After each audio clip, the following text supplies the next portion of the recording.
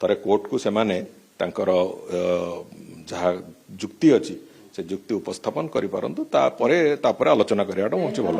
ଦେଖନ୍ତୁ ସମ୍ପୂର୍ଣ୍ଣ ରୂପେ ଶୃଙ୍ଖଳାର ସହିତ ରଥଯାତ୍ରା କରିବା ପାଇଁ 2-3ଟି ଦିଗ ହେଉଛି ବଟ ପ୍ରମୁଖତା। ପ୍ରଥମ ହେଉଛି ନୀତିକାନ୍ତି ଶୃଙ୍ଖଳାର ସହିତ ହେବା ଦରକାର ଅଛି।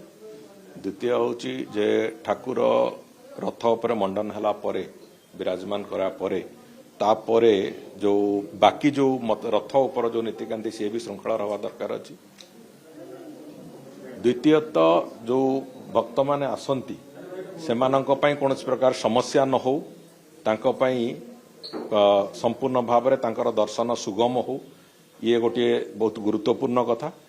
ଏବଂ ତୃତୀୟ ହେଉଛି ଯେ ଯେଉଁମାନେ ଆସିବେ ତାଙ୍କର ସ୍ୱାସ୍ଥ୍ୟ ଦୃଷ୍ଟିରୁ ହେଉ, ସୁରକ୍ଷା ଦୃଷ୍ଟିରୁ ହେଉ, ପୁରାପୁରି ସେ ଶ୍ରୀଗୁଣ୍ଡିଚା ଦିନଠୁ ଆରମ୍ଭ କରିକି ମହାପ୍ରଭୁଙ୍କ ନୀଳାଦ୍ରି ବିଜେ ପର୍ଯ୍ୟନ୍ତ ସେଥିରେ ସୁନାବେଶ, ବାହୁଡ଼ା ଏବଂ ସେଠି ଆଡ଼ପ ମଣ୍ଡପରେ ଦର୍ଶନ ସବୁ କଥାକୁ ସୁରୁଖୁରୁରେ କେମିତି ଶୃଙ୍ଖଳିତ ଭାବରେ ହେବ ସେ କଥାକୁ ଆଖି ଆଗରେ ରଖିକି ତାକୁ ବିଭିନ୍ନ ଅଂଶରେ ବଣ୍ଟା ହେଇଛି ଏବଂ ପ୍ରତି ଅଂଶ ପାଇଁ ଜଣେ ଜଣେ ସରକାରୀ ଅଧିକାରୀ ତାର ଦାୟିତ୍ୱରେ ରହିବେ ସେଭଳିଆ ଏକ ବ୍ୟବସ୍ଥା କରାହେଇଛି।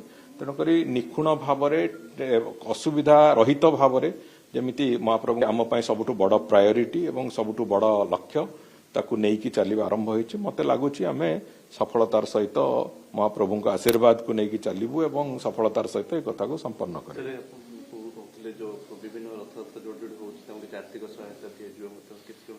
ଗତ ବର୍ଷ ବି ଆମେ ବିଭିନ୍ନ ଜାଗାରେ ଯେଉଁ ରଥଯାତ୍ରା ହେଇଛି ତାକୁ ଆମେ ନିୟମ ଆର୍ଥିକ ସହାୟତା ଦେବା। ଏ ବର୍ଷ ବି ଆମେ ତାକୁ ମାନେ ରଥଯାତ୍ରା କରୁଛନ୍ତି ତାଙ୍କର କୌଣସି ସମସ୍ୟା ନ ହେଉ, ତାଙ୍କର କିଛି ଅସୁବିଧା ନ ହେଉ ସେଥିପାଇଁ ଯଥାସମ୍ଭବ ବିଭାଗ ତରଫରୁ ଆମେ ତାଙ୍କୁ ଆର୍ଥିକ ସହାୟତା ଦେବା ଆରମ୍ଭ କରିଛୁ।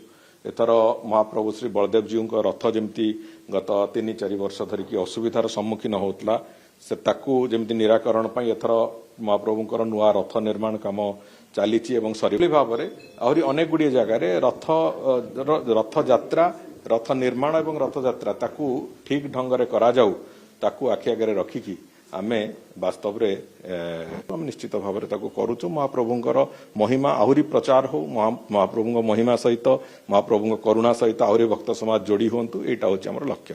ଦେଖନ୍ତୁ ସେ ମ୍ୟାଟର ଯେହେତୁ କୋର୍ଟର ବିଚାରାଧୀନ ଅଛି ମୁଁ ଭାବୁଛି ସେ ସମ୍ପର୍କରେ ସରକାରଙ୍କ ତରଫରୁ କିଛି କହିବାଟା ବର୍ତ୍ତମାନ ଠିକ୍ ନୁହେଁ। ଥରେ କୋର୍ଟକୁ ସେମାନେ ତାଙ୍କର ଯାହା ଯୁକ୍ତି ଅଛି ସେ ଯୁକ୍ତି ଉପସ୍ଥାପନ କରିପାରନ୍ତୁ ତାପରେ ଆଲୋଚନା କରିବାଟା ହେଉଛି ଭଲ। সেটা ଏବେ ବର୍ତ୍ତମାନ ମୁଁ କହିବା ତ ସମ୍ଭବ ନୁହେଁ। ତେଣୁକରି ମୋ କହିବା କଥା ଥରେ ସେ କଥା ଯୁକ୍ତି ଉପସ୍ଥାପନ ସେ ତାଙ୍କର କରିସାରନ୍ତୁ କୋର୍ଟ ଆଗେ, ଆମେ ସେଇ ବିଷୟରେ ଆଲୋଚନା କରିବାଟା ମୁଁ ହେଉଛି ଠିକ୍ ହେବ।